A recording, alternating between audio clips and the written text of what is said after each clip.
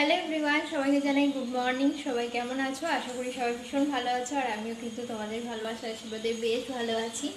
তো আমার নতুন ব্লগে তোমাদের সবাইকে ওয়েলকাম, আর অনেক অনেক ভালোবাসা। কালকে রাত্রের বেলা প্রচুর ঝড় বৃষ্টি হয়েছে, সেটা তোমরা আগের ব্লগে দেখেছো।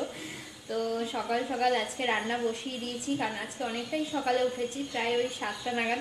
ভেবেছিলাম ঠান্ডা ঠান্ডা ঘুম হবে ভালো, কিন্তু কেন জানি না ঘুমটা ভেঙে গেছে। আসলে কালকে সারা রাত কারেন্ট ছিল না, মানে মাঝে একবার সন্ধ্যেবেলা কারেন্ট এসেছিল, যখন তোমরা একটা ব্লগে দেখছিলাম, আমরা সেই চা খাচ্ছিলাম, পাপড় ভাজা খাচ্ছিলাম, তখন কারেন্ট ছিল। দিয়ে তারপরে আবার চলে গেছে, দিয়ে সেই যে কারেন্ট গেছে আর সারা রাত কারেন্ট দেয়নি, প্রচুর মেঘ গর্জা ছিল।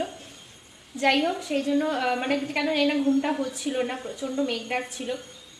অনেকটা সকালে ঘুম ভেঙে গেছে।